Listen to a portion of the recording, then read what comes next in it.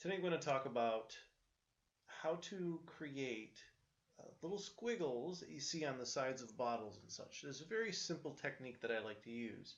I've done some bottle design in the past, and this is one of those things that confuses a lot of people, and they try to make things a little more difficult than it necessarily has to be. So what I have is just a simple profile that I've revolved, and I just threw an edge fillet on the bottom. So I've revolved it out 90 degrees. I don't want to do the entire thing all the way around because I can just create a pattern for the final shape, which sort of speeds things up. So I've got that initial shape. And what I'm going to do is I'm going to offset a datum plane off of the bottom to the height of the bottom, the first, there we go,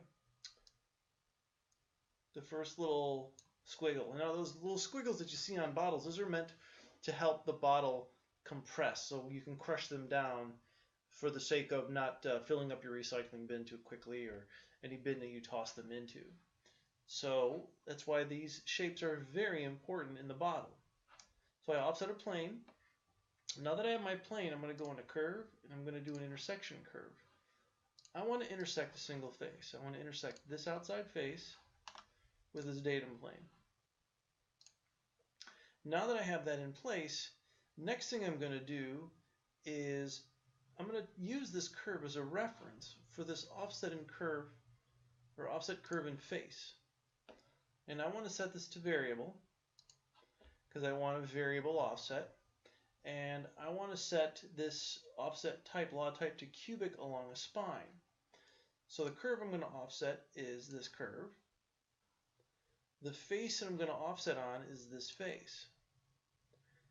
Now, for my locations, and this is again dependent on how many of these you want, how tight you want these packed, or how loose that you want these shapes to be on the bottle. So I'm going to pick this endpoint right over here. At this endpoint, I'm going to specify, making sure that it's at a percentage, which it is, percentage of arc length. Position on spine is at 0, and I want to go up, and again, depending on the size of the bottle, this could change. I'm just going to go up 1.5 mils. Now I'm going to come over here, I'm going to pick, and for this, I want to go at 25%, and I want to take this and I want to swing this in the opposite direction. And I'm going to come over here to roughly the middle, say 50, and again, remove for 1.5, and then I'm going to come over here. This is negative, and this is at 75. And then next, I'm going to come all the way to the very end point, and this is going back up to positive.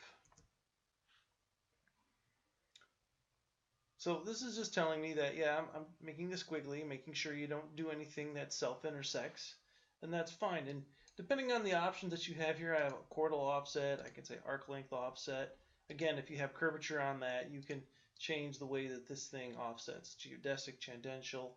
It's all how it measures along the shape of that surface. So now you'll notice that I have a cubic transition that waves in and out. Select OK, create my curve. Let me go ahead and hide this. Now that I have that curve, I'm going to go into surface. I'm going to use a section surface, because in section surface I can use a center radius. That's one way to go about doing this. Another way you can use another tool that you can use is you can use what's called a tube. And that tube, as you can see, is a type of sweep. It gives you a true cylinder as well. So either the section surface or you can use this tube. So I can pick this. My outer diameter is 1.5.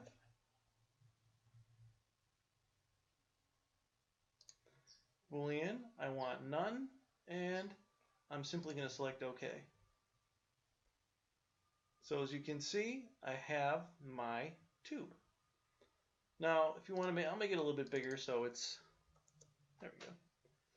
And now, as I look at some of the settings on the tube, you'll see I have multiple segment set. I can say single segment. It'll clean up those faces on that a little bit. Now that I have that squiggle set up, because of the way I have it set up, it's coming off of these ends cleanly. You'll see that I get the little zebra stripe here. I'm going to take and I'm going to make a pattern of this. I want to pattern this, a linear pattern in the Z direction. And here I'm using count and span. I want a total of 5 within a 40 millimeter distance. So if I change this, let's say I go to 45, you'll see I keep 5 of them. It doesn't matter what span that I go to, I'm going to maintain 5. So this allows me to specify how many I want and the distance that I want to go in. And it'll automatically figure out how far apart they need to go. Select OK. And what's nice about doing it this method is again, I have all my parameters. If I need to make this bigger, I can make it bigger. Subtract. That's my target. Oops. I had body selected already. There we go. Now my tools. These are all of my tools.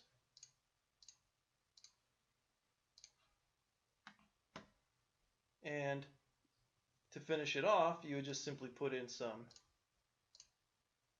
edge fillets.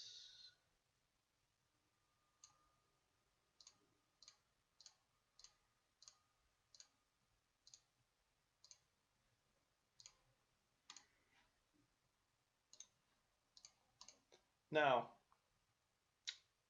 once I have that completed, all you need to do is, once again, you can do a pattern geometry. I want to pattern this body. I want a circular pattern. What's my vector?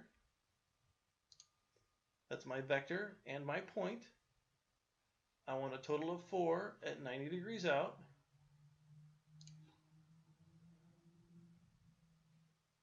And then here, simply unite.